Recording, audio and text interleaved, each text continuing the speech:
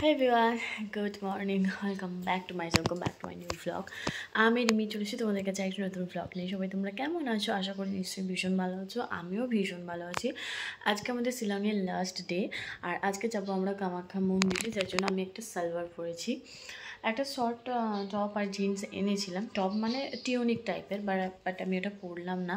ভাবলাম যে জানা পুজো দিতে যাচ্ছি, আমি সালোয়ারটাই পরি। এটা আমি একবার বড় কাছারিতে পুজো দিতে গেছিলাম, একবারই পরেছিলাম, আর এটা মানে নতুনই বলতে পারো, সেকেন্ড টাইম পরছি এটা।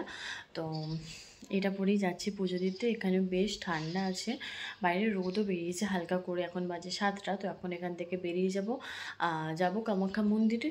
তো চলো, আজকে জার্নিটা এখান থেকে স্টার্ট হচ্ছে। সকাল 7টা নাগাদ বেরিয়ে গিয়েছিলাম, বেরিয়ে আরও একবার লাস্ট বারের মতো উমিমাম লেকটাকে উপভোগ করলাম, করে এখান থেকে বেরিয়ে গেলাম। সবশেষে আমি তোমাদের সাথে একটাই কথা শেয়ার করব, মেঘালয় জায়গাটা এক কথায় অসাধারণ মানে অসাধারণ, ভীষণ সুন্দর জায়গা মেঘালয়, চেরাপুঞ্জি, প্রত্যেকটা জায়গা। কিন্তু টাকা আনতে হবে, প্রচুর টাকা, কারণ প্রত্যেকটা জায়গায় মানে কি বলবো, 2 সেকেন্ড দাঁড়াও আর 2 ঘন্টা দাঁড়াও, টাকা তোমাকে দিতেই হবে। একটুখানি রাস্তার ধারে দাঁড়িয়েছি, সেখানে দিতে হবে গাড়ি পিছু 60 টাকা, মাথা পিছু 20 টাকা, এই রকম ব্যাপার। মানে আর যেখানে ঢুকছো এন্ট্রি ফি তো আছেই। সব শেষে আমি এটাই বলবো, মানে এটা পুরোটাই একটা বিজনেসের মতো হয়ে গেছে।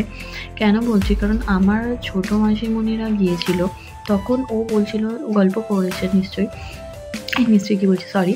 তো গল্প করছিল যে তখন এরকম কিছু ছিল না। আমি ওকে জিজ্ঞেস করেছিলাম না, তখন এতটা এন্ট্রি ফি সব জায়গায় ছিল না, লিভিং রোড ব্রিজ বা এক্সেট্রা যার কিছু ছিল।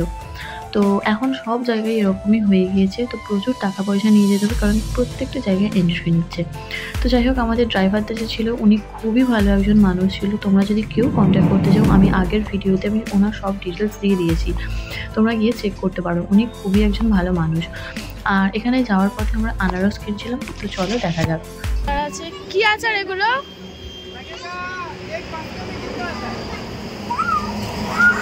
লঙ্কা এখানকার সেই লঙ্কার আচার। এই দেখো, এগুলো বড় বড় লঙ্কা। একটা নিয়ে গেলে হয়। मैडम जी ये आचार की लंका है ना? ये किसका है? छोटा चिल्ली बोलना। ये बैम्बो का है। वो किसका है? ये किसका है? बाम्बू का। বাঁশের আচার দেখো, খেয়ে নাও। বাঁশের আচার ভালো হয় খেতে। এই তো বাঁশের আচার।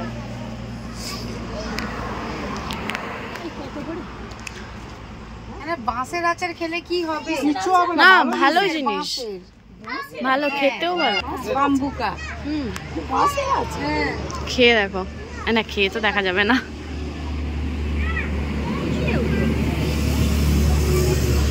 কি করে বুঝবে কেমন?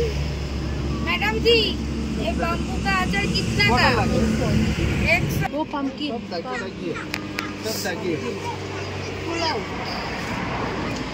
दूर लेके जाएगा आपको। अच्छा দাগি আছে বললো, ভালো না। এখান থেকে আনারস নেওয়া হচ্ছে, বাট ড্রাইভার তাই বেছে দিচ্ছে, খুব একটা ভালো পাচ্ছি না, দেখা যাক। এক জায়গায় ভালো পেয়েছে। এই बोला ना वहाँ पे কত করে বলছো? ये पकड़िए दो। क्या हुआ? एक पैकेट पे कर एक पैकेट दीजिए ना। भाई एक दिए दे। আচ্ছা নাও না, কি হয়েছে? আমি তাহলে আর একটা নেব না, একটা নিয়ে নাও, পয়সা নিয়ে নাও। নিলাম। वो नहीं लेंगे, एक पीस दीजिए। एक पीस दीजिए। এখানকার বাচ্চাগুলো কি কিউট। হ্যাঁ, দেবে কি ওরা?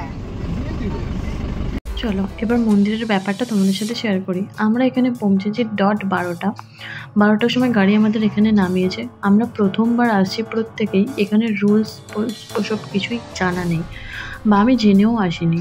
তো এখানে আমরা প্রথমে এখানটা একটা আইডেন্টি কার্ড মতো করতে হয়, একজনকে একটাই দেবে, ছবি তোলার মতো দেখাবো কার্ডটা পরে।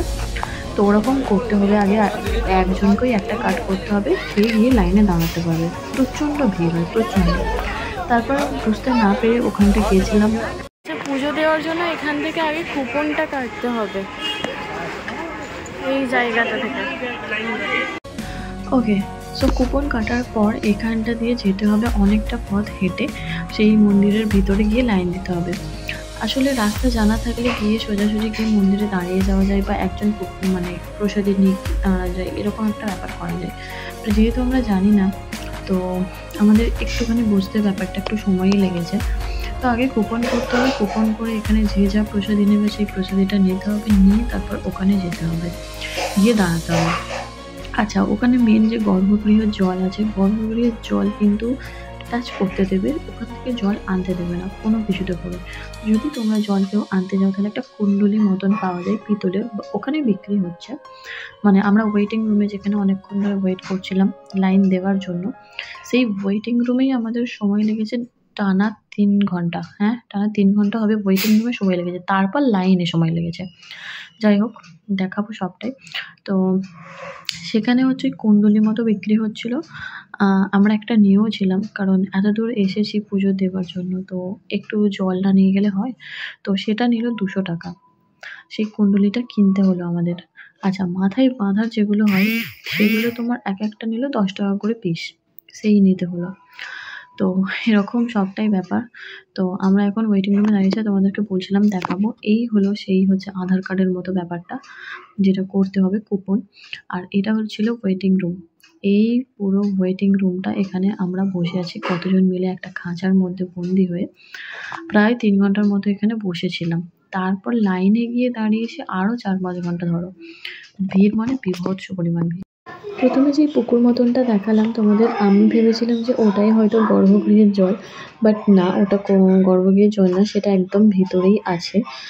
আসলে জানি না, তো সেটাই একটা মানে ধারণা তৈরি হয়ে গিয়েছিলো। তারপর মন্দিরের চূড়াটা অনেকক্ষণ পর দেখতে পেয়ে যে ফাইনালি ভাবলাম যে হ্যাঁ, মোটামুটি কাছে এসেছে, কিন্তু না, কাছে আসেনি।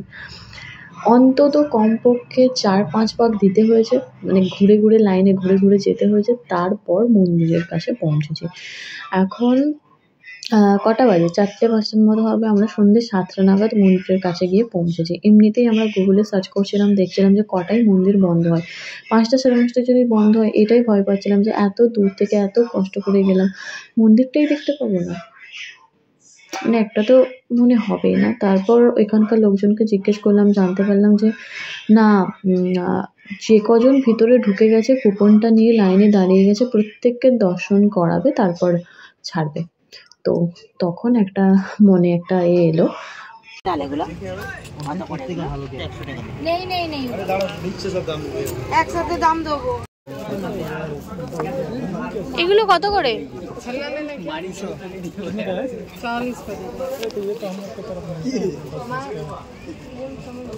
मेरे को फिलहाल में लगाना है, পেন নেবো না ব্রাশ নেবো? পেন নাও, ব্রাশ নিয়ে তো। আরে তবু এখানকার স্মৃতি একটা নিয়ে নি। কত করে না এগুলো কিতনা কা? 120, এটা 60। কোনটা 60 টাকা? এই তো আমাদের জার্নি এখানেই শেষ আছে। এখন আমরা গুয়াহাটি স্টেশনে লাগেজগুলো নামানো হচ্ছে। যাত্রাপালা এখানেই শেষ হলে এবার ট্রেন আসবে। ট্রেন লেট আছে, 11টা নাগাদ এলে বাড়ি যাবো।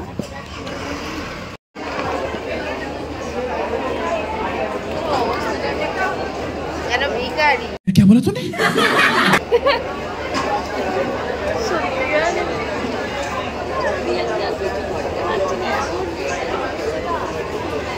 আমাদের ট্রেন প্রচুর লেট ছিল। তো যেটা তোমার 9টার ট্রেন ছিল সেটা এসেছে রাত 12টা, 12:30টায় এসেছে। তো অনেকক্ষণ এখানে ওয়েট করছিলাম। তো চলো, আমার এটা পরের দিন সকালে গেছে, রাতে আর কোনো ভিডিও ক্লিপস নিতে পারিনি।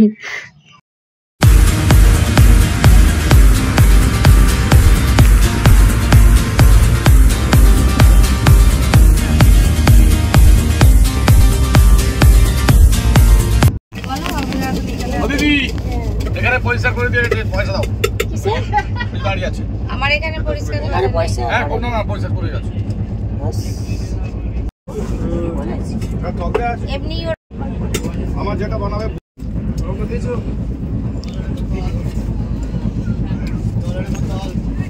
জল দাও। আমি দিলাম তো 20 টাকা তোকে। সকাল 9-10টা নাগাদ ঘুম থেকে উঠে এখানে কত রকমের যে খাবার এসেছিলো, তো সেগুলো দেখতে দেখতে খেতে খেতে গল্প করতে করতে আড্ডা মারতে মারতে আমরা বাড়ি পৌঁছে গেছি। তো অনেকটা পথ যখন হয়ে যাচ্ছে তখন আর সত্যিই ভালো লাগছে না, মনে হচ্ছে কখন এবার নামবো। তো আমাদের ট্রেন নামিয়েছে তখন রাত 10টা, তো অনেকটাই লেট। তো এখানে যত রকমের মোট কথা খাবার উঠেছিল আমরা টুকটাক করে খেয়েছি, গল্প করেছি, আড্ডা মেরেছি, তোমাদের সাথেও শেয়ার করেছি, তোমরাও দেখে দেখো। এদেরকে জিজ্ঞাসা করি এরা দিতে পারবে কিনা, জিজ্ঞাসা করি টাকা। না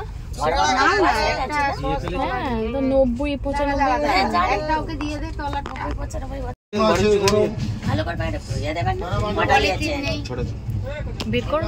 আর সবাই আছে, সবাইকে একটা করে দিন তো। আমাকে 6টা দেবেন। কই দিদি?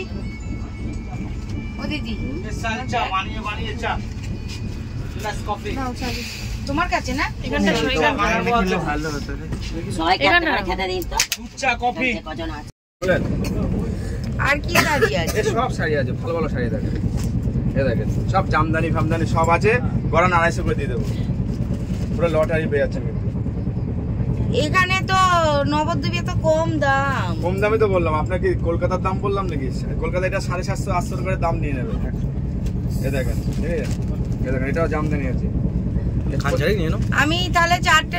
এই শিলং ট্রিপটা দেখতে তোমাদের কেমন লাগলো অবশ্যই একটা কমেন্ট করে জানিও। আর চলো তাহলে আজকে আমার ব্লগটা এখানেই শেষ করছি। আমার ব্লগটা দেখতে যদি কিছু ভালো লেগে থাকে অবশ্যই একটা লাইক, কমেন্ট, শেয়ার, সাবস্ক্রাইব করে দিও, একটু সাপোর্ট করো। তো চলো টাটা, আজকের মতো tata, bye bye, good night.